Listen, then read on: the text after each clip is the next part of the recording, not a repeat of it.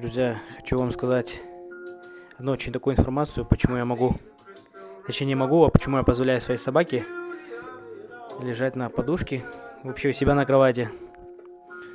Потому что когда у меня еще ее не было, я жил в Краснодаре, в другом городе, сам один на протяжении года и словил такую жуткую депрессию.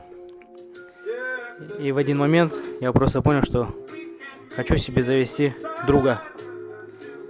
Выбрал собаку и поехал в Беларусь. 2 суток на поезде. Да, моя сладкая.